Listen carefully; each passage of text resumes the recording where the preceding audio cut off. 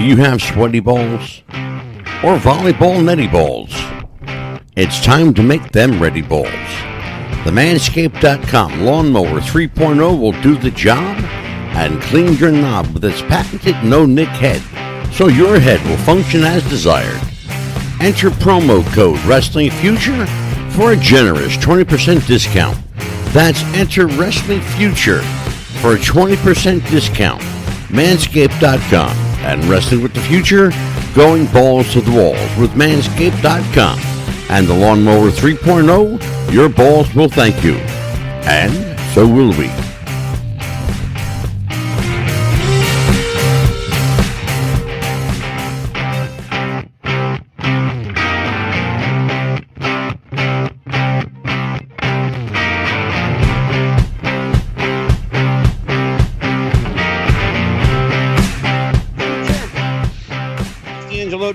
Tonight we are wrestling with the future of Hollywood. And what better guest to have than Christine Nordstrom? She is a returning guest. She is an actress, a performance artist, a voice artist, a commercial performer, and somebody who at the ripe old age of, because we never tell the woman's age, decided to throw everything in, go all in on this acting thing, and so far it's panning out. Her films include The Night Train, Origin, The Process, Fireflies, Patriots Day, and Swing Girl. Now, I believe, Christine, before we go any further, sure. Let's just talk about Patriots Day. You were not credited in that film. No. What scene were you in? So it was it was funny because so this is when I was first in acting school. And my teacher said, Christine, you just started acting school, get on a big set, do some background work, just get on any set, see what it's like. And so I said, okay, I'll submit, right? So I signed up for Boston Casting because they, have a lot of opportunities for background acting. And they called me to go on set. And so they gave me the role of, deep undercover police officer that was way deep in background, way deep in background. And we were filming. And so I was an undercover police officer, and we were filming at the Watertown police station in Massachusetts. In Massachusetts. And it was actually the scene. So it was supposed to be the representation of the scene right before they got the call that the Boston, that the bombers were on the loose in Watertown, but also that there was an MIT bomber too, or there was something that was going on in MIT as well. Yeah, sure. So we were filming all day outside, and I was deep background. It was boring. There was nothing going on for me, and they just would have me walk down one side of the street all the way down to the other, and do it again, do it again, do it again. Oh my goodness. And then, so what did you just you what, the same scene over and over again? Yeah. Did you get to work with Mark? Well, it's interesting because what happened was they decided they needed to film upstairs with J.K. Simmons. Okay, so J.K. Simmons was the captain, and they had to film the police officer scene. They had to film roll call right before they sent the police officers out. Right. But there was I don't know what was going on, but there was some type of altercation or something happened on set where they needed a female police officer, but they didn't have one. And so Peter Berg was upset, and he's screaming on the set, what do you mean we're supposed to have a police? Where is this police officer? We don't have a female police officer. And he just gets so passionate about his film, and it has to be the way it was. He wants a clear, see-through representation of exactly what happened. So the police officers that were on set, there were a few actual police officers that were on duty that night from Watertown to make sure that that set was perfect. Yeah. And so Peter Berg's looking around, and he looks at me and he goes, you, and he screams from across the street. He goes, get over here now. And so so about 5 assistants run over to grab me. They pull me inside the police station. I have no idea what I'm doing. They start stripping down my clothes, and they said, Peter wants you to be the female police officer. And they have the costumes coming over with walkie-talkies. Quick, get her in costume. What size hat is she? What size leg is she? And my clothes are coming off. There's actors all around me and looking down at me. And so they put me front and center in the camera at roll call. So I was fortunate enough to get pulled right from Petersburg, pulled from Petersburg, and to actually get in that scene. So that was my first experience. And I'm thinking, wow, this is crazy. And I love it. Of all the films too, to work with Mark Wahlberg.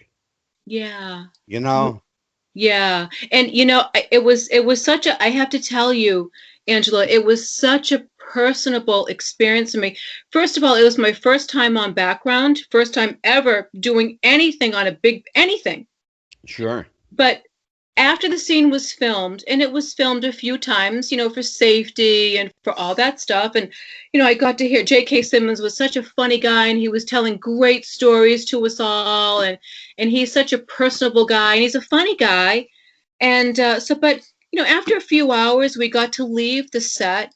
And as I was walking down the stairs, those real Watertown police officers that were on duty that night, that were there on set to make sure that it was actually a real representation. Yeah. They came up to me and they had said, do you know why you're there? And I said, no, I really don't. And they said, well, because Peter didn't fill me in. No one really filled me in. They just pulled me and threw me in the scene. And so they said, well, the officer said, you're there representing the actual female police officer that was there. And then they proceeded to take pictures with me, send those pictures to the real girl that was on duty that night. Yeah. And they told me their personal stories about how it impacted them and what they actually did that night. And they brought me to tears. They brought me to tears because I realized that even a small background role can make it means so much to when real you're people. talking about a film of that magnitude that had such impact, there's no stories ever small. There's never a small story on a set like that. And even though your role may be, inconsequential or, just a walk-on or just to be there, to have what they call in the film industry, to have a body. Yeah. So sometimes you just need a body there. But, in the grand scheme of things, all of that adds up. It all counts. It all matters. You just talk about Peter Berg being so passionate. It matters. It certainly matters to him. Absolutely. And it matters to his budget. The very large budget he has. Exactly. So you are a returning guest, and welcome back. Thank you. I should tell everyone that you were supposed to be here tonight with Stephen Plym, our good friend. I just got off the phone with Stephen from Hollywood. He's in Los Angeles. Not that he wants to be there.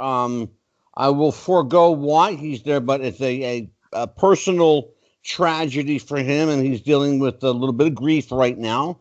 But Stephen is a tough cookie, as are we all, and he will be back to Des Moines before we know it, and back in rare form. Let's just put it that way.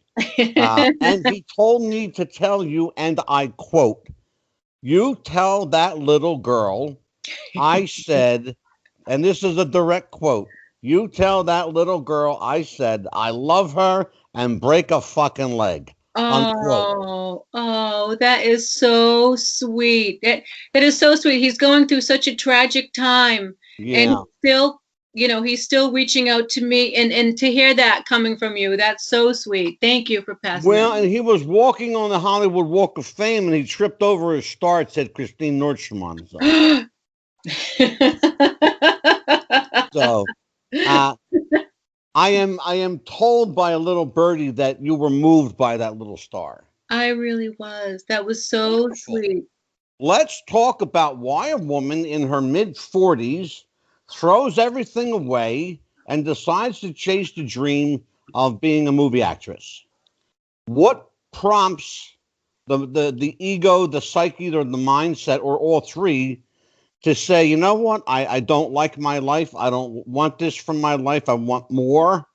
And you just pick up and throw everything away and say, I'm going to be an actress. How does that happen and why? What happens is you go through a traumatic experience, right? You go through something that really slaps you in the head and says, what the hell have you been doing your whole life? And why are you living by society's design? Why are you living by a standard that everyone sets for you? And I've been doing that my whole life. I've always been, not my whole life, but I always been a creative by nature. So I've, been into the arts, been into drawing, been into ballet. And I went to school at a young age for filmmaking, but gave up that dream because I wanted the dream of having a house, having a family, having kids. Yeah. I bought into that, and that didn't work out so well for me, right? So when it didn't work out I so well for me, understand. yeah, I'm like, I want to do what I want to do. I want to pursue my own. We only live on this planet once, and I swear, at that moment when I decided, you know what, acting school, I'm going to do this. That was the moment that I woke up and took my life back. That was the moment that I started having happiness and joy in my life and pleasure, and my kids started getting happy, and I was happy, and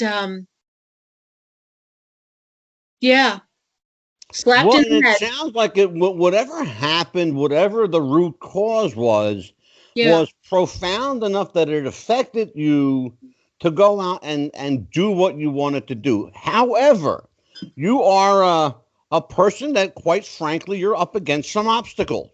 Oh, of Um, course. you've got some obstacles to overcome, and to some hurdles to jump. Let's be honest and clear about it. I like Um, the challenges. you're a youthful looking woman, but let's be real clear about it. Sure. You're not going to get the part of the 25-year-old cheerleader. Oh, of course not. And nor would I want However, that. however, there are, as luck would have it and as chance would have it, there are burgeoning roles now for mature women, powerful women, women that are take charge, to show who they are. You are a woman who, luckily enough, fall into two categories. You're a mature woman who looks youthful. So good for you. Thank you. But there are roles for people like you. Have you had much luck either achieving these roles, trying for these roles, making yourself known and available for these roles? And what is the general consensus when you go up for a part and they find out that you're of a certain age bracket? Sure. That's wow. That's like five questions all in one rolled That's up why I there. get paid the big bucks. Okay. So do I have the opportunity to audition for these types of parts? Yes, absolutely. And it's competitive. Yes, absolutely, because there are a lot of female actors out there that have been doing this for a very, very, very long time, since they were, 18, 19, 20, 21, 22, and still Sure. stayed in the industry. So I do have, I'm up against, a lot of a big competition, because at this, age of the game, usually childhood actors that were in the industry and up until 30, then they kind of back away. But there are still some actresses who are still in the industry. Hmm. So those roles are very limited, but they are out there. Um, do I have the opportunity to audition? Yes, I do. Have I been getting those parts? Um, that's a good question. Um, I have been getting now more mature parts than when I first started. Right. So those opportunities do come, but it's a little more competitive. Hmm. And and what was your fourth or fifth question there? I think I answered just a couple. You're trying out, you're clearly trying out for everything that comes your way. This is a better way to put it. So you're clearly trying out for everything that comes your way, and you're making yourself available. What's the general consensus when you go up for these parts? That I think was the last question I asked. The general consensus, it's When they interesting. find out that you're of a certain age bracket, do Yeah. they thank you for coming? We're Yeah. looking for somebody younger. Most of the time, well, it's interesting because there are not many casting directors that will divulge that information after you left. You always want a casting director to give you some pointers.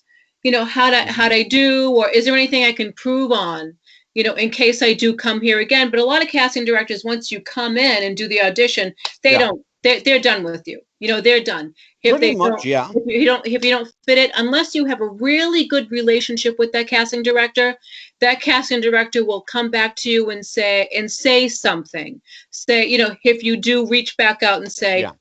give me some constructive criticism so I can work on it next time. But I'm very good at you're very good, and I'm sure, Angelo, you are too, at reading people, right? You can read people. So when That's what I do. yeah, when you're talking to someone, and before you go into the audition, or even when you're talking to Hmm. someone, or even like a Well, job you know interview, what? That's a really good point to stop in, and I want to stop you there because you prompted a question, yes, a really good point to ask you this. okay. You know, are you ever surprised at the reaction from casting directors? They generally, and for people who don't know, let's just kind of pull the veil back a little bit. Let's pull the layer of the onion back a little Mm, bit and let people understand what we're talking about. A casting director is your front line of defense if you're making a movie. You're a producer, you're a director, you're putting your trust, your faith, and confidence in this individual who largely that's the only time you'll ever deal with them is mm. at the beginning process. And their job literally is to cast the film. Once they cast that film, the director and producer are done with them. They'll probably never see them again until the next film. And that may be down the road. Has it been your experience that this position is in any way political, or can you, having been through the process a time or two, can you gauge yourself mentally to kind of know what's coming, know what they want, what they're looking for? Yeah, you have to do as much research as possible. And so social media is a wonderful tool when it I'm comes sure to, it is. oh, absolutely. And I'm very good at collecting data. So, just my corporate research paralegal background. So I'm very good at looking into casting directors and researching a specific casting director that I want to work on a particular project, or that's holding auditions, and then seeing who they cast, what their look is like, Mhm. who they put in certain places. So it's a lot of research. It's just like if you were going for a job, you want to know about that company, what they do, what their Sure. assets are. You want to know as much as possible. So I think is it political?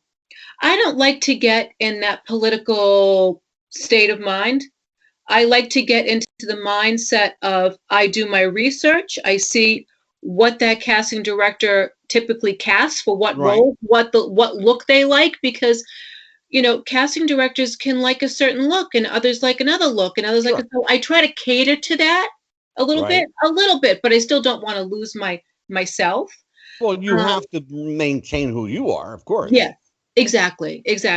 But once they find out, when some do find out my age, they're like right away, you look fantastic, you look great, you look wonderful. Bye. Yeah, See you exactly. later. Well, that's why, and that's why I phrased the question the way I did. Yeah. Um, and we have to this point not divulged your age, and I'm not going to, just in case any casting directors are watching. That's okay. And I know that there are at least two right now watching. I know this because I invited them. Well, thank you. Um, The other thing is, and we have to look. It's the elephant in the room. We got to talk about it.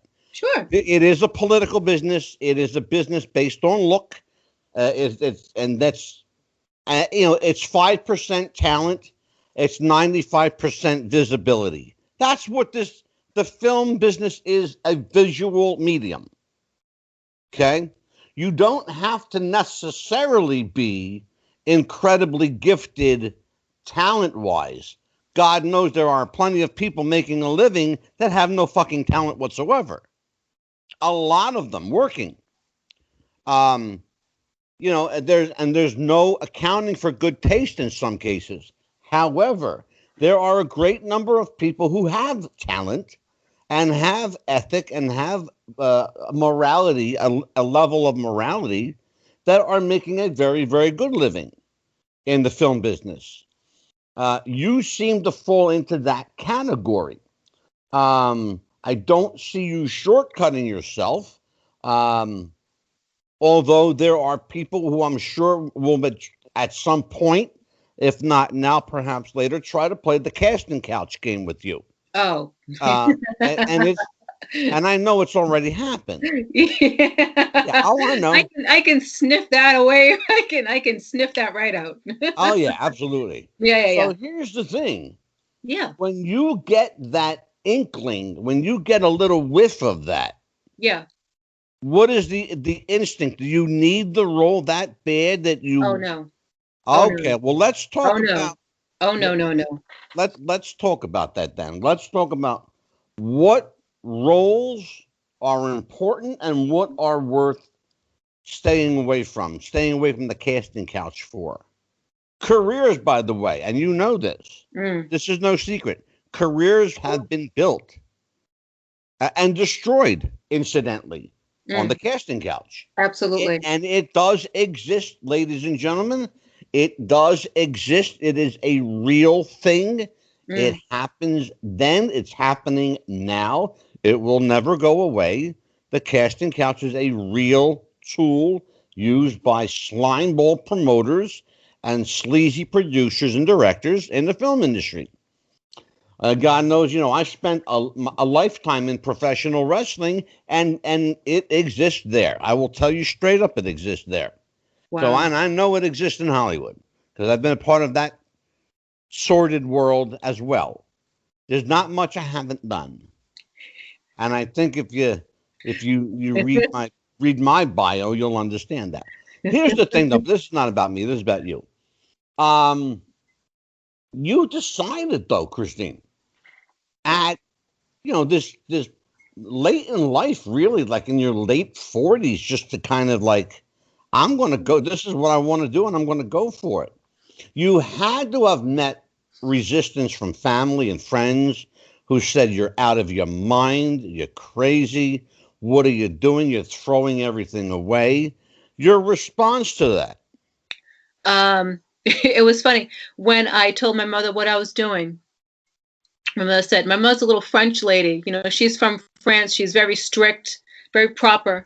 So she, she saw my career in corporations and, what I've had going on for me. And then when I told her what I was doing, she looked at me and she just shook her head and she goes, are you on drugs? Are you on drugs, Christine? But, it's funny. After the dust settled, a lot of friends left. They didn't understand what I was doing. They didn't want to understand what I was doing. That was going to be my next question. Yeah. Did they support you and understand what your goal was, or did they bail? Most of them bailed on you. So in divorce, I think when you divorce someone, or when you go through a divorce, you have lots of married couples as friends. So, that they part, you lose them. But then my personal friends, I lost a lot of them. But the ones that stayed and the ones that are still here with me now, which I can count on my hands, are the ones that it was nice because now I know who my real friends are and that support me and that will be there for me no matter what. So they're my core. They're not fake. they're not, they've been through it all with me, and they're still there to support me, and they will be there supporting me throughout the rest of my life. So I don't Let me ask you a need, question. yeah. There's a young man in your life. Call him young man. He looks older than you. He's your son, Ethan. Oh, Your son must have had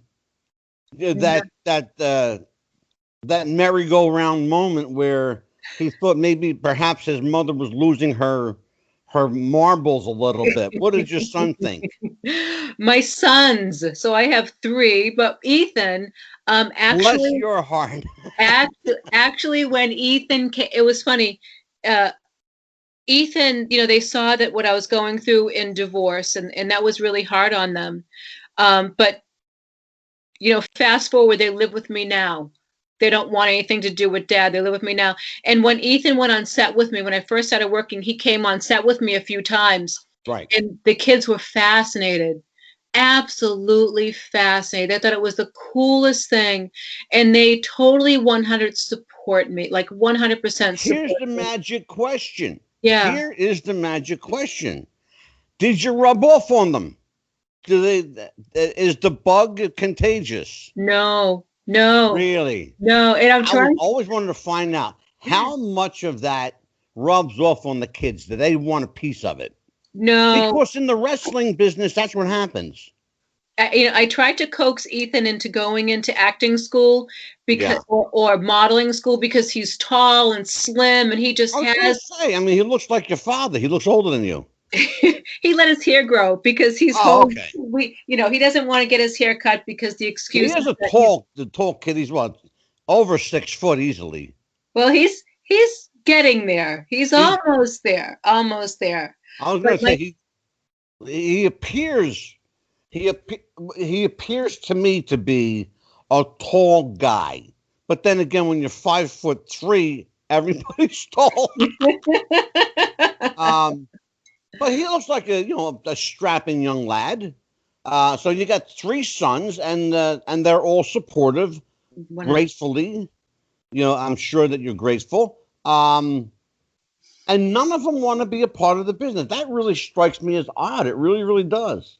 No, Have they given you any reason? I'm sure you've talked to them about like this, metamorphosis you're experiencing in life. You have your kids there to confide in. What do they say?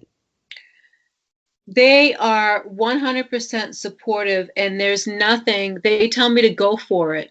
And they're there to help me. I had Ethan the last time I was on your show. Ethan's helping me set up the lights, set up the camera, set up Yeah. everything. And they're 100% supportive. They have their own little things they like. Ethan is a big computer nerdy kind of kid, and Yeah. Brendan is a football guy. He loves. Oh, okay. Yeah, he's a football guy. And my older one, he's a bunch of, he's a gamer and a football guy. But no, they're 100% supportive. They had never had any. Terrific. Yeah, there was never Let's any doubt. talk about some of your work. I mentioned just offhand. I mentioned at the beginning of the show some of your credits. Yeah. Patriots Day. I'm guessing because you were uncredited, that may have been spur of the moment. That may have been probably your first one. Mm, yes. Okay. So we know a little bit about that, and that's a great story. How did Swing Girl find your way? Oh, that was interesting. I needed headshots. So I needed So headshots. It you was auditioned. my first time to get headshots. So it was my first time getting headshots.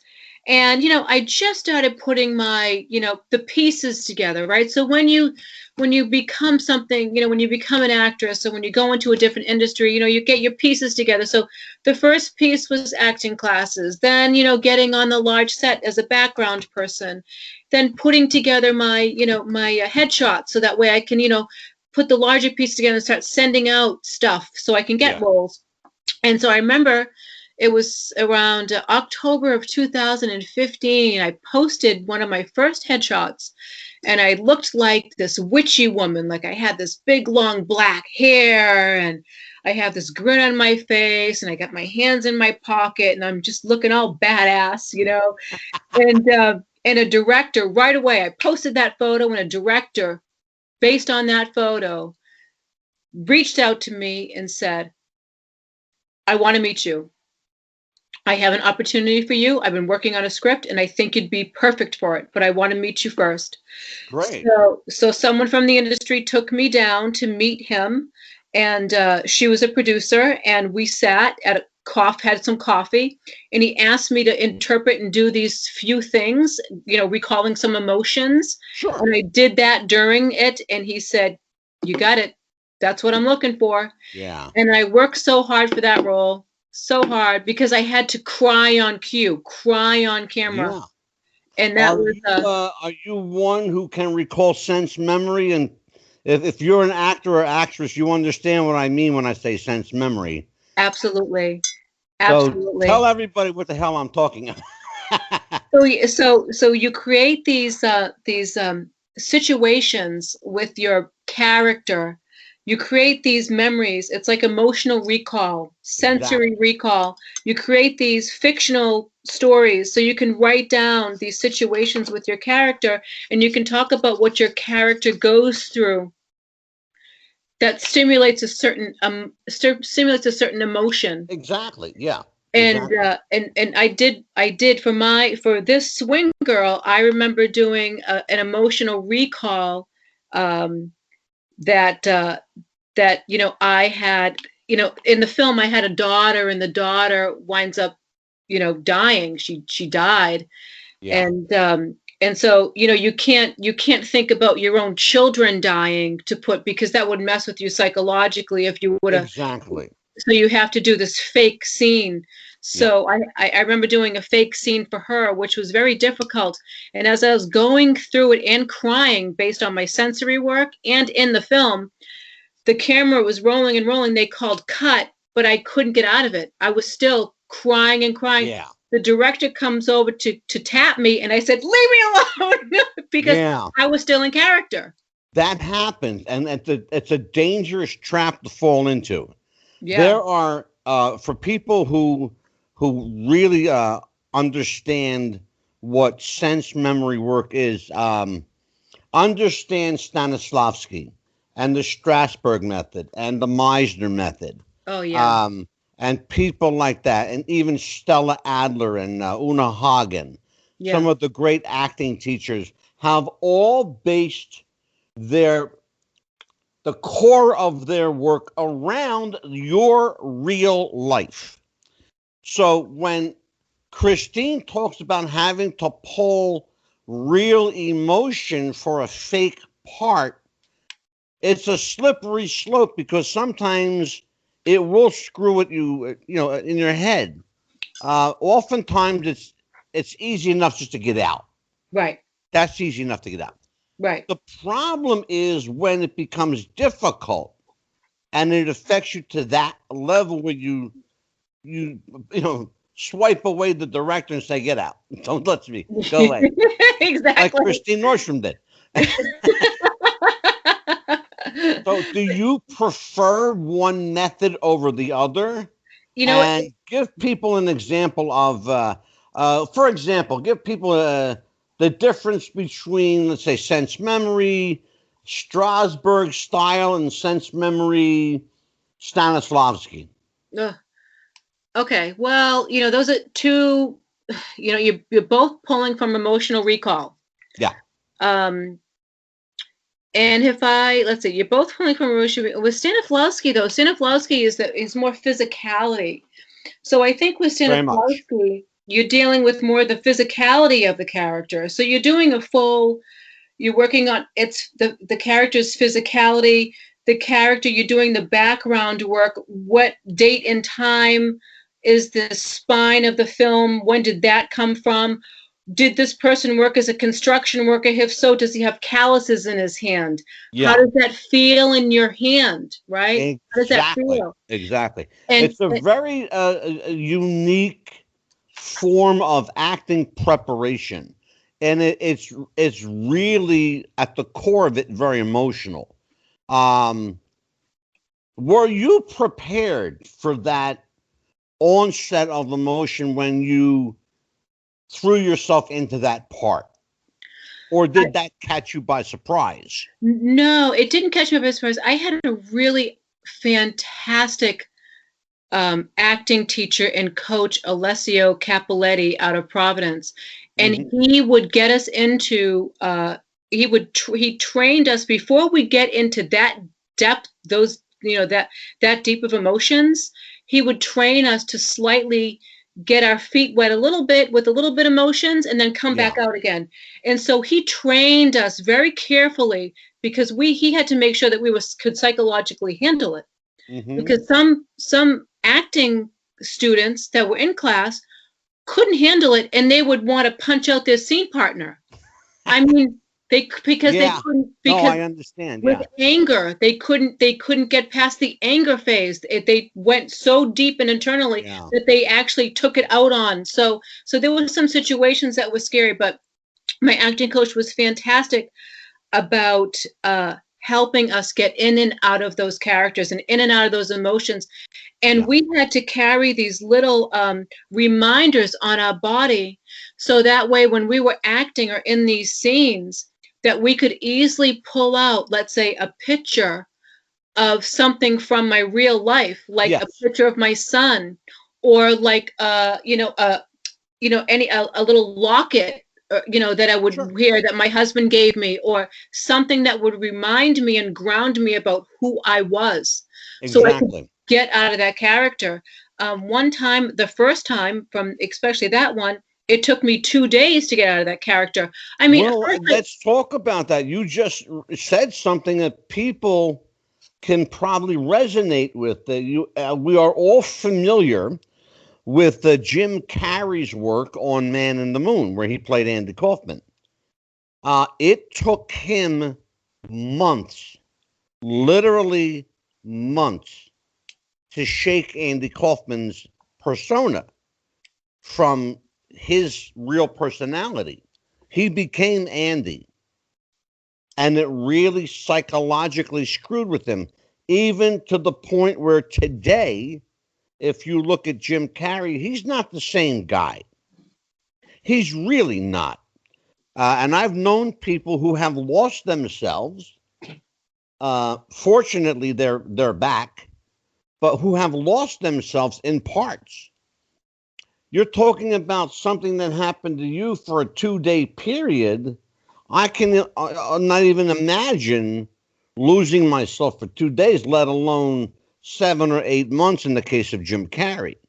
But some, especially when you're playing a real person, and this happens when you're playing a real person, you run the risk of absorbing that person's spirit, that person's energy, as in the case of Man on the Moon with Jim Carrey, where he literally became Andy, you know?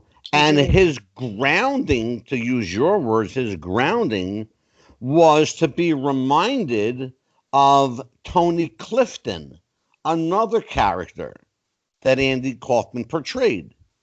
But for Jim Carrey, Andy Kaufman's his characterization of Tony Clifton was an escape. That was Oh, his out. oh, He interesting. had to leave Andy to get into Tony, So to get into and, somebody else. and that was his breakaway. Oh, Yeah, that was his breakaway. But it will screw with you mentally. And they say that wrestling and acting are great if you have multiple personality disorder. They really are. And a lot of actors are really, really good because they are broken people. I'll give you a perfect example, and I'll name their names because they're great actors. Al Pacino, oh yeah. he's a broken guy. Great actor, though. Kevin Spacey is a broken individual, but a hell of an actor. Can do anything. A great number of these people are broken at their core. De Niro, Pesci, Kevin Costner. Amazing actors, but they're all damaged goods. That's what makes them so good. I think I know the problem, though, Christine. What's that? You haven't made it because you're not screwed up enough. That's the problem. I like to think of it this way. I like to think of those great actors that they take on so many different personalities and different characters that, yes, they do lose themselves because now they have this ability to understand all these different psychological rhythms with other people, and they do lose themselves. They lose a piece of themselves, but they come like a more fluid, just more flow, and just they're not. Well, what happens, Christine, when they can't find themselves anymore? Well, look at Robin Williams. That poor bastard killed himself because he didn't know who he was. Well, he did have some depression, but he had a lot of depression. But look at Daniel Day-Lewis, right? So he would make remarkable actor from England. Amazing. If you've not seen Daniel Day-Lewis, probably the film he's best known for is called Gangs of New York. Oh, that's a good one. A great film. That's a good one. Continue. Talk about Daniel. And so Daniel, it would take him so long to get into a character.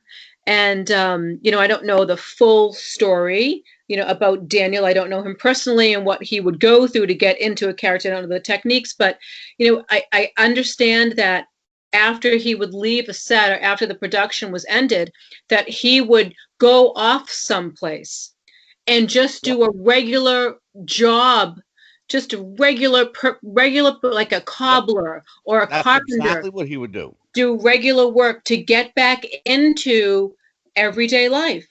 And he did. Now he's out of the industry, completely out. Completely out. He completely out. You're absolutely right. And thank you. And I knew where you were going with that. He's completely left acting altogether. Yep. It's interesting that I mentioned Jim Carrey losing himself to Andy Kaufman, because it's funny because the dichotomy of it. You just brought up the dichotomy of it. Daniel Day-Lewis left the business. Andy Kaufman had a regular job. Even though he was famous and worked on Taxi and worked on all of these movies, he had a regular job. He did. He worked as a waiter at a Denny's restaurant in Los Angeles. Did he really? That was a straight shoot. That was a straight shoot. That was his job. He was a busboy and waiter. And he did that his whole career. People would come up to him and go, "Are you Andy Kaufman?" And he would say, "Yes." "Oh, well, what are you doing here?" "This is my job. I work here. You can't make this shit up. I tell people, you can't make this shit up. You can't. You really can't. No, you really can't. That was it. And it's funny because here's a guy who worked a job to stay grounded, yet Jim Carrey lost himself in this man's life. Perhaps Jim Carrey needed to bust tables at Denny's. Maybe that was the case. Just a thought, Christine. I'm just saying. So Denny's, I need to apply. Nah. White Castle is far, but no, I'm kidding. If you can find a White Castle still around anyway. So let's talk about the next one on the list, and that was that film was called Swing Girl. The next one was a little interesting because you play a refugee in a film called Firefly. Oh, yeah. Talk to me about Firefly. What's the premise of the story? How did it come to you? And how long did it take you to say yes? it didn't take me long to say yes at all, but I'll go back. I'll start from the beginning. So, the industry is a funny place, and you meet people very quickly here in Boston because it's small. There's a small network of people, and everyone knows each other. And but I was on Boston. No, I was on Backstage, and Backstage is like a casting network that you can search for jobs in Los Angeles and New York and Boston, wherever you are, you can search for jobs. And one came up for Fireflies, and it was for the role to play the lead of a Syrian refugee. So it's about Syrian refugees, and it was for the lead, and the part was solely based on emotion. So, the director sent me a couple of sides, but they were only just scenes. It's like Stella Adler is like, imaginary work. You're thinking about the scene. So it's just all the scene. And so based on the scenes, you have to bring up some emotion, what that brings up to you. So I studied this, I studied the scenes in terms of, what the scenes looked like and the characters were. And I auditioned for this part, and I got to know the director very well, and he wanted to cast someone that was actually authentic, someone that was from, that was Middle Eastern. Okay. And he wound up casting two actors from Los Angeles that were Middle Eastern to play the main part, but he still wanted me on board. So I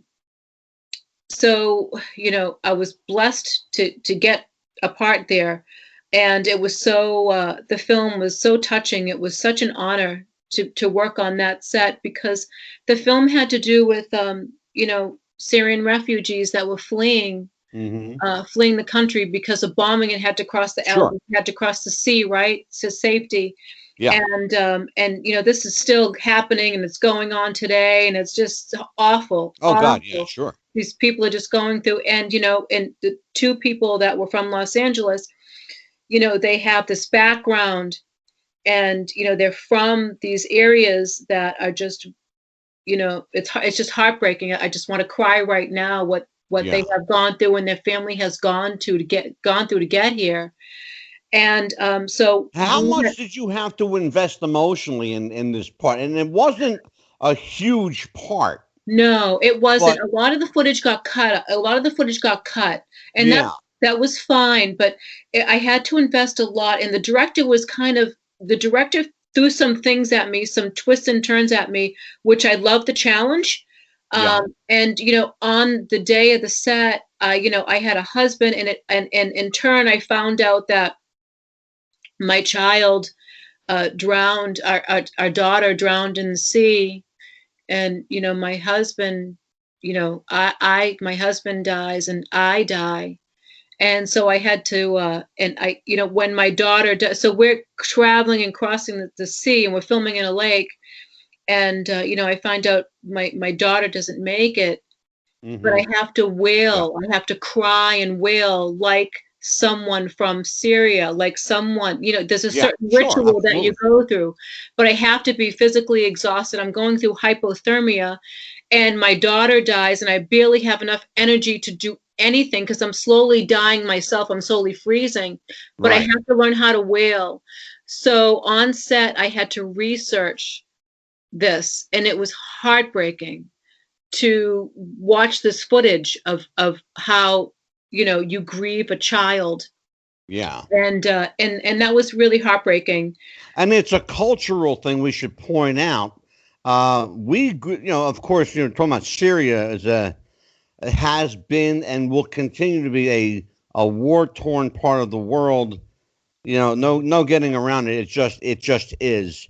But you learned quickly. I'm assuming that you learned very quickly that they grieve very, very differently than we do here. Very differently. They are very guttural. They throw their whole body into grieving. Absolutely. And there's a certain voice too, a certain sound that they emit. Yeah. Well, let's talk about that. There is, and there's a reason. There's a reason for those sounds. They're actually, I don't know if you know this or not. I know a little bit about this. it's actually a prayer.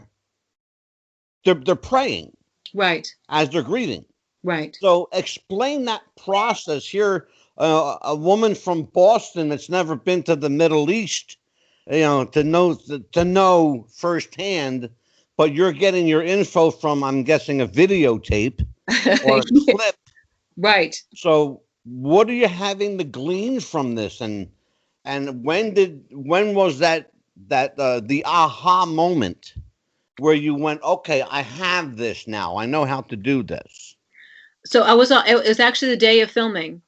It was a day Oh, of okay. filming that the director told me that that's what he wanted me to portray, but I already had my character down anyway. I already had in terms of knowing, what I was going through, what my obstacles were, in terms of what my emotion was, my feeling, the pain I was going through. But I didn't know about the grieving and the wailing. And I tell you, and I just sat in a corner for maybe an hour or two as they were getting things set up. And I had to watch and go through videos, YouTube, all videos, Al Jazeera TV, all different types of media outlets, not here from the Middle East, that would have these situations where you would grieve. And then also, once I kind of had an idea of what that was about, Right. feeling, I could also consult the lead actor, the lead actress, because she's from that area. So I could ask her how authentic, and it was tough for her. It was just so heart wrenching. Yeah. And Christine, I have a surprise for you. you do. I do. We have a gentleman that's going to be answering the phone Are you there? momentarily. Who's that?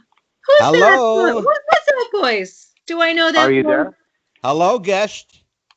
Hello. I just wanted to call in and say happy everything to Christine from Hollywood. Stephen Hey, Plym is Steven. on the phone calling in from Los Angeles, California. Stephen, how you doing, brother?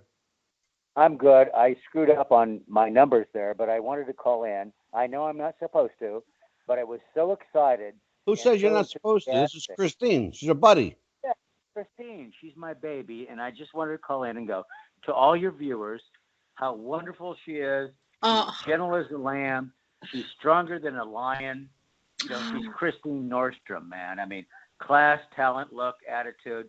She's got it all. oh, that is so sweet, Steven. Steven, thank you so much.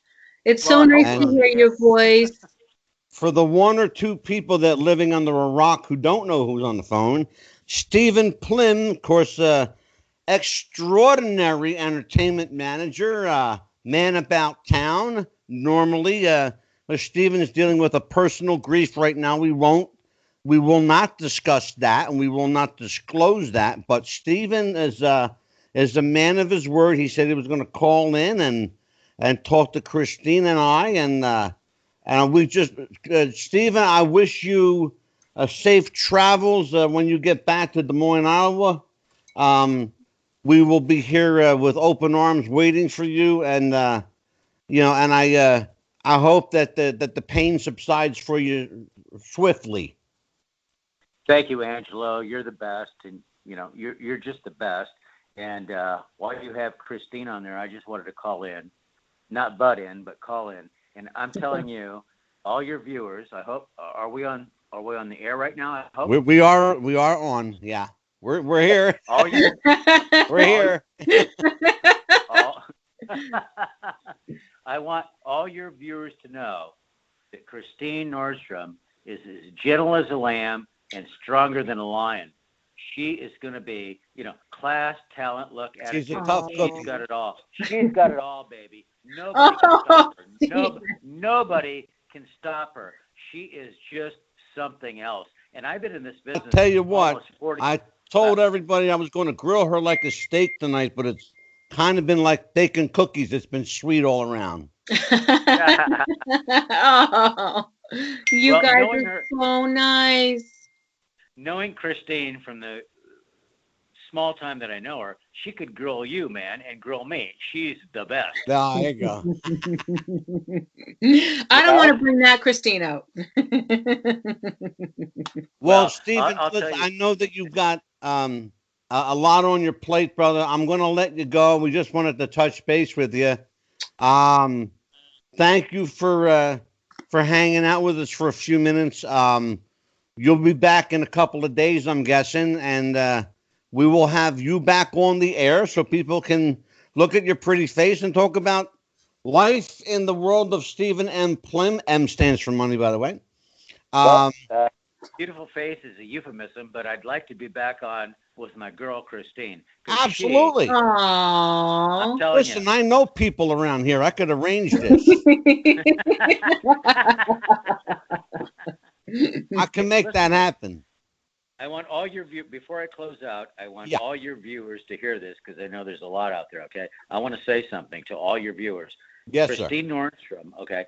I've never felt this way, and I've handled stars for 35 years plus, okay? I'm absolutely positive, no holds barred, she is unbelievable artist, and she's going to make it, and I know that from the bottom of my heart.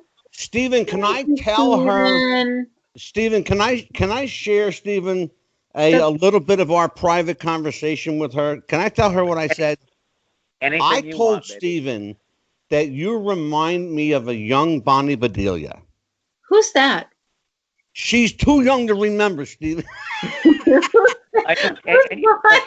want to look this up. Hey, Angela, and I Take told it her, as a compliment. I told her, yes, of course, and I told her she reminds me of Audrey Hepburn. So if she can't remember what you just said, she can't remember Audrey Hepburn. Audrey Hepburn was the epitome of class, talent, look, and attitude, and that is what Christine is. She Breakfast at Tiffany's, baby. Breakfast at Tiffany's. Yeah. Oh my God. Audrey. Oh my God. Thank the greatest you, movie of all, and she has it all. That's Absolutely. the it girl. I know it's a cliche, but Christine is the it girl. You either have it or you don't. Right. And she has it. And I've been around this business too long to make a mistake. She has it. She is going to be a phenomenal star, Absolutely. man. Yeah. Well, we're gonna make that happen. Thank you. I want to introduce her to the world, and and then of course I'm going to have you back. Probably in a couple of weeks, even maybe a week and a half. But I'm going to let you go right now because I know you've got an awful lot going on. There is a time difference. There's a 3-hour time difference. Stephen, of course, is in Los Angeles right now. Not that he wants to be, but that's where he is. And you will soon be back in Des Moines, Iowa, where we will catch up with you and a happier time. Okay, how about that? I know, and thank you. And please tell Christine if she's listening. She is. I walked down the Hollywood Hall of Fame today, like I've done a million times, because I used to live there, right? I used to live there, Yeah. And I'm walking over the stars, and it just hit me like what you put on there, Angelo. Here her name is Christine Nordstrom, and let me tell you something. All the listeners, okay? Christine knows it, Angelo knows it, and I know it. But here's for your listeners tonight. Her star will be there someday, and I'm so proud to just be a part of it because she is unfucking believable. There you go. I knew there was going to be one F-bomb. I said the bad word. I knew there was going to be one F-bomb dropped. Not like last time. I just dropped one F-bomb. I know. It's all, Stephen, it's all good.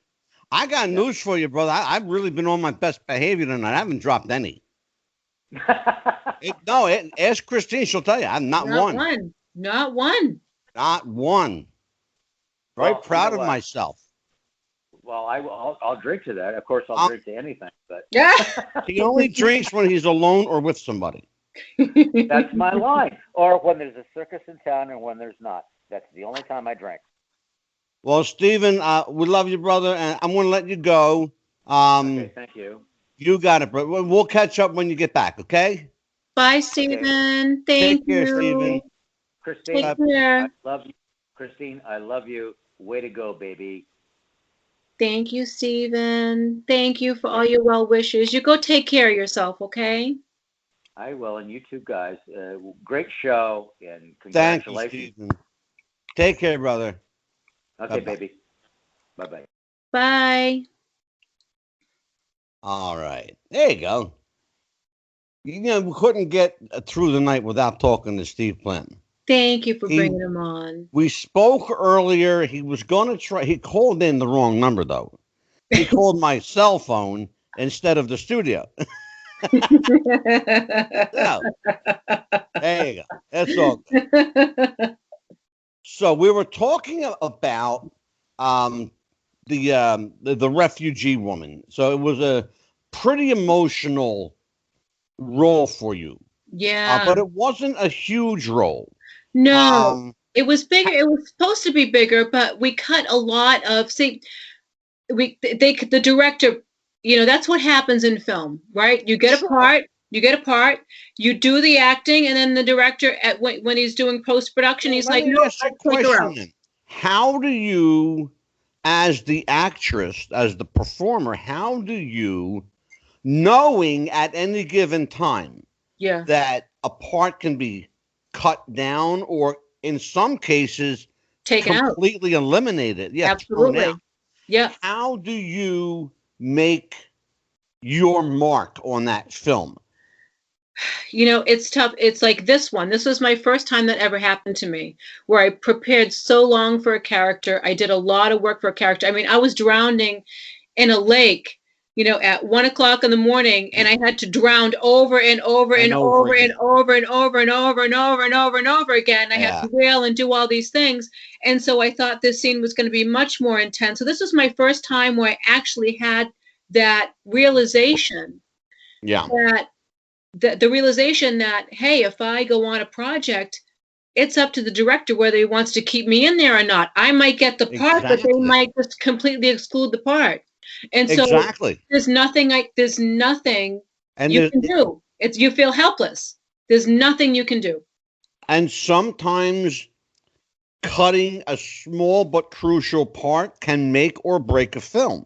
That's right. It's happened time and time again.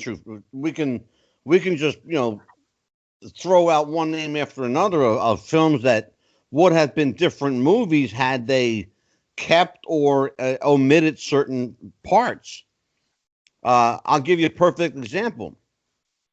Dances with Wolves, Kevin Costner's film. In premise, a great film. However, it was 3.5 hours long. That was a long movie. Apparently, Kevin Costner doesn't like to edit out. But he's done that with all of his films. Because he's got creative control and because he's with an actor's actor, he likes to keep everything in. That's not always feasible. I watched another film, a Kevin Costner film the other night, Waterworld. Oh, yeah. Yeah. Another 3-hour and 20-minute movie. That's right. That was a very long. I forgot about that one. It's like a marathon. That's not a movie. That's a marathon. You need a day. You need a whole day just to watch Waterworld and Dances with Wolves. And if you throw JFK in there, you need a whole weekend. There's your weekend. It's gone. Gone. It's gone. With 3 movies. Gone. But Kevin Costner's that kind of guy. Oh. That he just likes to leave everything in. I don't know why. Edit for content, edit out. You can always edit back in, later for the director's cut. Sure. But don't give them 3.5 hours right out of the box. You got to train for that kind of movie. That's a long time. That's a long time. I mean, to sit in the theater. I need that kind of movie. I need my exercise. I need my sleep. I need my rest. I want to watch that kind of film. But so you had this film. You played this refugee, and so you gave it what you. Now, how much ended up? Did we establish, Christine, whether Was the whole part cut, or was just a small bit? Oh, it was my whole part. It was my The whole whole part. thing is It was cut. Oh, it was wow. my whole part that was cut. I was still credited, and I think there is a scene where there's a couple angles where you can see me in the boat. Right. Where you can see me. So I am seen. I do have a credit for it, which is fine. I'm happy that I have the credit. I'm happy. The experience of being on that set was it's invaluable. The next film is a film called Origin. It's a short. Oh yeah, So let's talk about that. What's the basis of this movie? yeah, Why was it done as a short rather than a feature? yeah. And what was your connection to it? So it was interesting. So I found this part again. I found this part that was on. It was listed on one of the casting networks, and it was from a local producer who just had graduated school and film school, and it was maybe his second project that he was Right. working on. But the the content for this project was fascinating. So the project was Origin is about a boy's troubled life and having an abused father. And Mm-hmm. I play the mother, and the way the and Oh, having an okay. abused father and abuse, just a dysfunctional family, and how he learns to escape from that, Right. right? And with the help of a bartender that knows his father, because the father is an alcoholic, comes and drinks all the time. Yeah. The bartender comes to rescue me because my husband ultimately wants to kill me. He tries to kill me. Mm-hmm. And so, but the bartender comes to my rescue and saves me. So I play this little boy's mother, and I'm pregnant. And and my husband is just a raging alcoholic, drinking all the time. And I try to protect my son against Yeah. him. And that was, in that reading it, automatically I fell in love with it because it has to do with domestic violence. And domestic violence is all too prevalent in today's society. Yeah. And so it was something that was a no-brainer for me to take. So it's interesting that it's if this is the right film. Um, I'm showing there were two films called The Process. This was a film called The Process that you did Oh yeah. in 2020. Yeah. Now, it's interesting because there was another film called The Process that came up when looking for this that was that actually starred some people that I know, Oh. some professional wrestlers, as a matter of fact. But you did a film called after Origin, a film called The Process in 2020. That's right. Another a film listed as a short where your character, I'm guessing it was another like a mom part. It was a mom part. It was a mom part. And this is where I'm getting into the more mature roles, Okay. into something, not. And this was interesting because actually this was a feature film. And it was the first time that this filmmaker had done a feature film and had some really great backing, some really good financial support and Right. really good backing and some really great, fantastic people working from, some of his production people came in from Los Angeles, and some came from New York, and he worked with a really great team to create this feature film, which is on Amazon now. And yes, I play the mother of the main character, and I'm kind of, I support him, and he's kind of like the kid that wants to move forward, but all his friends Hmm. kind of hold him back, try to keep him in the same thing. Kind of like Yeah. me. I lost my friends, because they wanted me to be the Sure. same, they wanted me to stay the same.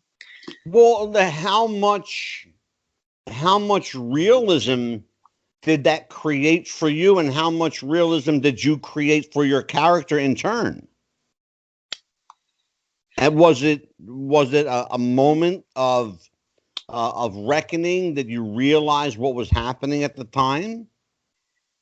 It was it was a moment that when I got the script and read it, I couldn't make the connection right away. But when I sat down and had a one-to-one, the main character and I did this back and forth a little bit. Yeah, So sure. and it right away it clicked. Right away it clicked. Everything clicked. And even the people that were on the set were like, "Do you guys know each other? Because you guys flow. Like you have this rhythm about you." And And then no, she's playing my life. once I was in this character, once I was in it, then I Yeah. got it. Then I had that. Exactly. Then I had the realization, like this guy, this is exactly, This is my yeah, life. this is Yeah. my life. Yeah, Is that difficult or is that easier for you? easier because it helps lift me up and lift other Well, people. and it probably easier also because you're coming from a place you know. Right. You're coming from a familiar place. That's a very good point. You That's know, right. and that's what the Strasbourg was all about. That recognizing your surroundings, big part of that. What other, and talking about acting for, let's talk a little bit about the process of learning to act. Because everybody, it's funny because at the onset of this show tonight, I said there are any number of working actors and talent has nothing to do with any of them. And I named a few. But there are a lot of movies being cranked out. A lot. A lot of movies are being cranked out by anybody who's got a camera, or in some cases, not even a camera, a cell phone. Right. People are making whole movies and editing them on cell phones.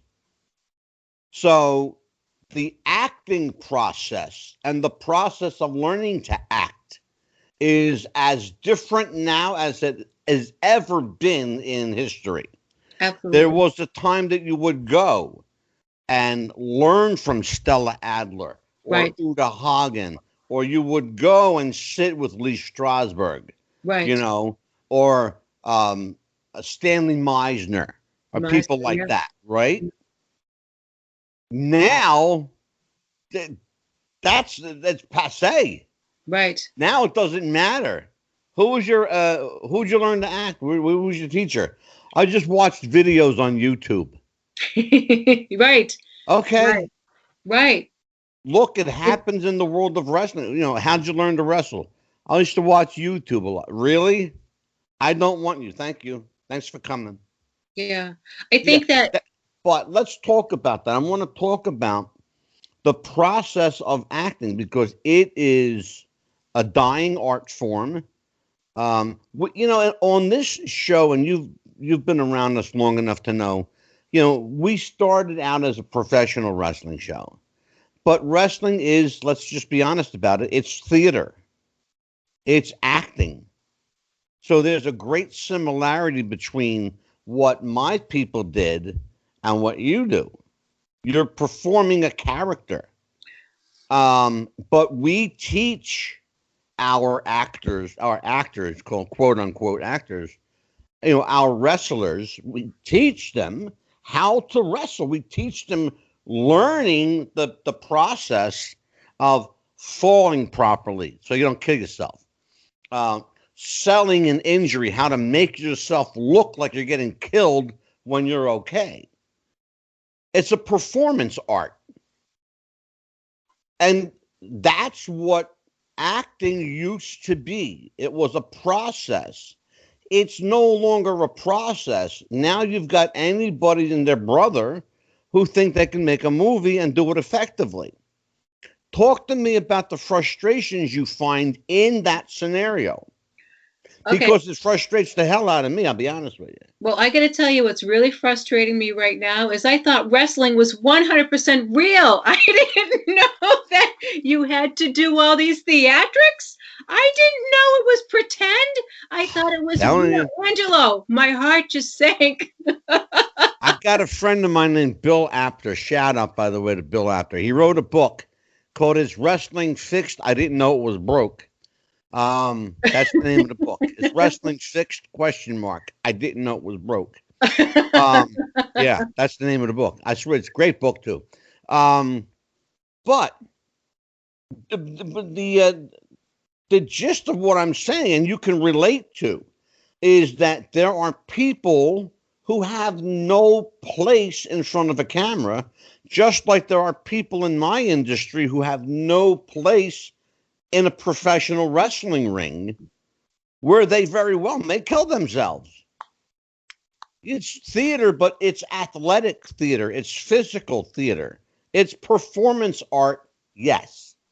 However, it, like everything else, requires a degree of skill and training. Where are our actors and actresses being trained today? Talk to me. It's interesting because there's a certain mindset. I think there's two different mindsets, maybe three. There's a mindset now that if you have a certain look, Yeah.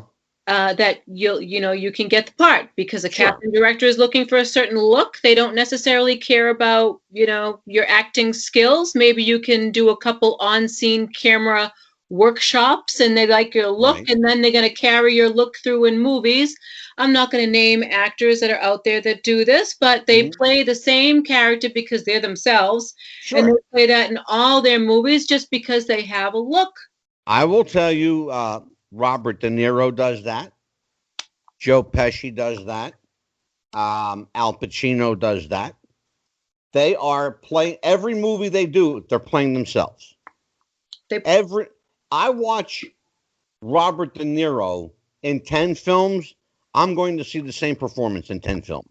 But Taxi, right? Taxi Driver, that first one that he was. That was before he was jaded to the business. Yeah, okay. All right. Good point. That was before he was jaded to the business, when he still cared about acting. Now he's rich, old, and has a ton of money and he could give a shit. And that's the truth. Yeah. And I'm just going to say it like it is. He could care less. It's like, like my wife and I were talking the other day. They made their money. They don't care anymore. They made their money. They don't care. Who cares? Somebody like Christine Nordstrom, who hasn't made her million yet, she cares a lot. Wait a minute, million? She wants to work. Million. So, talk to me. Let's have this discussion. So then, I don't want to shy away from this tough conversation. Oh, of course not. So then there's that mindset, that thing where, you have a certain look, and then once you get on set, they can give you a few pointers and things here, and then you can develop your skills on set. But you have that look, and that look will carry you through. 18, blonde hair, blue eyes, and big boobs. Which doesn't last long. Which doesn't last long. Which doesn't last long at all. Doesn't last long. Yep. Thank you. And then you have this other mindset where, you go to acting school, you go to theater school, you learn Stella Adler, you learn Meisner, you learn Chekhov, you learn Stanislavski, you learn the core technique. Anton Chekhov, yeah. Michael Chekhov. Oh, Anton Chekhov was the author. I'm sorry. That's right. Michael with the view. Sorry, room with the view. So, and then you have those people, the old school people like Uta Hagen, back in the old Hollywood, that would go and study really hard, study theater. And I am one of those people that, let's bring that back. That is Do you know who Larry Moss is? What's that? Do you know who Larry Moss is? I do not. I want you to do something while we're here, and do this. We're going to do this live. Okay. I want you to Google Larry Moss. Let's see. Larry Moss. He is one of the premier acting coaches in the world, and most people don't ever know his name. Oh, here he is. Larry Moss. For 35 years, acting coach, Larry Moss Studio and Workshop. Oh, with Oscar-winning actors. Oh, here he is. This man's name should be a household name with all of the people that worked under him and that he trained. This is the point I'm trying to make. And you're making the point for me because I wanted you to do it and not me. Okay. Larry Moss is a veteran acting coach. Veteran acting coach. Has been around forever. And has some of the most accredited people in the world as students. but you'll never know his name. And there's a reason for that. He's so particular about who he takes, who he accepts as a student, that you've got to be so dedicated, so committed that it's like your job, that it becomes your job. Becoming an acting student with him is like going to work every day. He's got an incredible roster here. Leonardo No DiCaprio. kidding. Oh my Absolutely. goodness. Read And them he's off. an Go ahead. amazing actor. Christine, Amazing. read some off. Let's see. We have Hilary Swank, and this is I'm just on his, quick. Yeah. Gary Ross, Frank. Go 5 or 6 of them. Good. Yeah, Darabont. Who else does he have now? Then he's also off Broadway. Absolutely. I just can't even. There's just so much. So much. Yeah. That's the point I'm trying to make. Helen Hunt. Oh my God. Hilary Swank. Yeah. Melinda. Oh my goodness. Absolutely.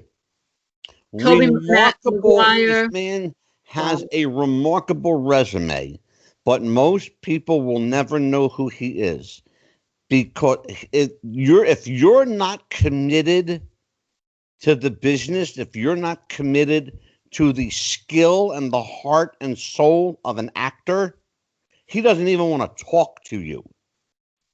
And trust me, he can afford not to talk to you. That's a guy you want to be with. That's a guy you want to associate with. Absolutely. Remarkable guy. Absolutely. Thank you so much for having me look him up. Yeah, and I want you to jot his name down. Let's talk. We only have a few moments left. Let's talk about the last and final film that I have here. And I don't know if it's been released yet because I couldn't find a trailer on it. It's called The Night Train, and you play a character named Donna Kane. Oh yeah, that was given to me. That part was filmed in 2016, 2017. So that part, Okay. It's been hanging around for a while. It's been hanging around for a while. It's still in post-production.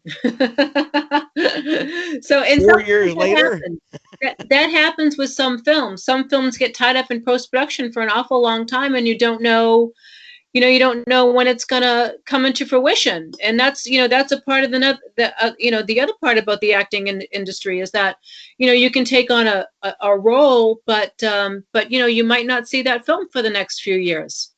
Well, as long as they pay you for it. They pay me for it, and I'm happy. I was happy about it, and it was my first role, and I play a mob boss's wife, and the mob boss's wife who is, she's two-timing on her husband, and that's it.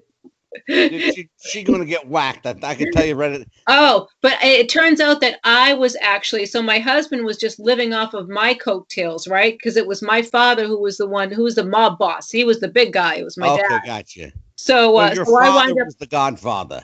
So what's that? Your father was the godfather. Exactly. There you go. Yes. That's fun. And so that film is it scheduled for release or is it still? It's still in post-production. After 4 years, 5 years, they're still. What are they doing? Yeah, there's some directors out there that are just so finicky about editing and scenes and how things should look. Who's the director? The director is a man, Sam Alfred. Okay. Yeah, so he worked in a couple of the shorts before, and I know who he is. Yeah, he's out in the Fitchburg, Leominster area. Mm-hmm. So yeah, he's been working on it a little bit. It's like songwriting, right? There's some songwriters out there and some musicians out there that they write a great song, but they don't want to release it because they want to redo it and make it better. Then they listen to it again, then they want to redo it and make it better. Then they say, no, it's not good enough. I need to redo it and make it better. They don't want to let it go out into the universe. Well, yeah, but if you take that premise for every great piece of work, right, there would never have been The Godfather. there would Absolutely. never have been Schindler's List. Right. You know, I mean, name every great, you know, there would, if Orson Welles had that mindset, there would never have been Citizen Kane. You know? Interesting point. Well, Yeah, yeah, because true. look, sometimes you just have to put it out That's right. and let nature take where it's going to take. That's right. You can love something so much as a project that becomes your baby. But That's right. if your baby doesn't grow up, your baby dies in your hands. That's You absolutely have right. to let your baby grow. That's an extremely good point. You're absolutely right. That's why I get paid the big bucks. Well, listen, let's promote what you've got. Tell everybody where they can reach you. Do you have an IMDb page and all that? And so tell everybody where Christine Nordstrom can be found and where people can find your clips, your headshots. If they want an autographed picture, where can they get one? Oh, so everybody, you can follow me. I am at Christine Nordstrom on Facebook. And then also I have links posted to my IMDb page, and I am the only Christine Nordstrom on IMDb. So Christine Nordstrom, Christine, Nordstrom like the store. And I'm the only one there. And then you'll have links to my films.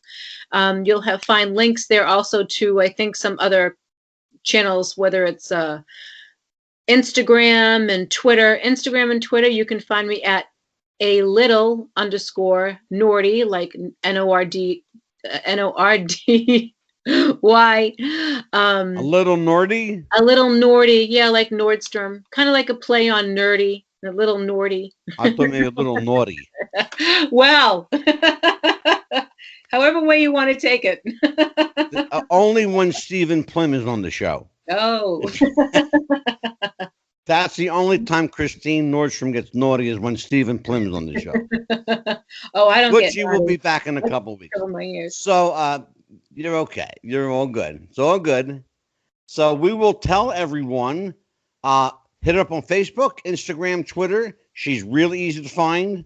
A little underscore Nordy, Nordi, right? Nordy, Nordy. Oh, it's a Y on it. Oh, I It's a thought it was an I. Y. Okay. Nordi. A little underscore Nordy, Nordy. All right. So now, with that in mind, we will. I think we have a couple of announcements. Man, I'm going to pull back a little bit. Dan the Man Sebastiano, the happy haberdasher, the smartest guy in the room, and Big Ben Scala, hashtag Scala from Ocala, will be back with Wrestling with the Future. The wrestling episodes will commence shortly. We are coming back from our New Year's break. We had a Christmas to New Year's, a little break in between. I think we only did one show. Of course, the late John Huber passed away, a.k.a. Brody Lee, also known as Luke Harper. He passed away. So we did interrupt our break to do a tribute show to him. I will no longer be hosting the wrestling show. I am concentrating my efforts. Quite frankly, ladies and gentlemen, I'm over the wrestling. It's 50 years is too much for me. It's maybe just enough, but I'm done. I'm doing what I like now. I'm talking to celebrities. That's what I do. That's what I did before. That's what I'm doing again. So we will have, and some of the people coming up Thursday night this week, Mad Maxine, The Chronicles of Mad Maxine. We'll talk about that book and talk about its author, its colorful author, Janine Joseph. Try saying that one. Janine Joseph will be here. Former pro wrestler turned book author. We will also have with us Stephan Bonner from the world of UFC. Joining us, the Ghost Hunters will be here on January the 21st. The Ghost Hunter crew will be with us. We will also talk to America's TV Elvis. If you grew up and watched television back in the 70s and 80s, you knew the name Pete Wilcox. He was on Charles in Charge, Murphy Brown, Happy Days, Laverne and Shirley. You name it, you could hardly find a show that didn't feature America's TV Elvis, Pete Wilcox. He'll be with us. Scott Teal, wrestling book author, will return on February the 2nd. We will also have with us Mary Ann. I want to get Mary Ann's last name for you. Good Lord. They didn't put her last name in my book. I'm going to smack somebody. We will be featuring a special episode. Let's just put it this way, folks. Is Paul McCartney really dead? Well, we'll find out from Mary Ann and her writing partner. And I will tell you who they are in just a minute. I have to do this because if I don't give these poor ladies credit, it's going to be horrible. So let me just make sure that we have Mary Ann here. Mary Ann Howard. Thank you. Mary Ann Howard will be here to discuss the book, The Man in the Shadow. It purports to tell the story of a replacement Paul McCartney. They're telling me that Paul McCartney is not Paul McCartney. His name is Billy Campbell. So we'll find out. Is he or isn't he? Interesting conversation we're going to have with Mary Ann Howard. So, we're getting some feedback now. Wow. Hey, and it went away that fast. Craziness. I'm going to shut this down. Is that what the heck is happening here? Sorry, folks. Well, Christine, thank you for being with us. I'm going to scoot out of here. Thanks for joining us. And as we say on every episode, happy wrestling, everybody, and we'll see you next time. Take care. Thank you. Good night. Bye-bye. Bye-bye.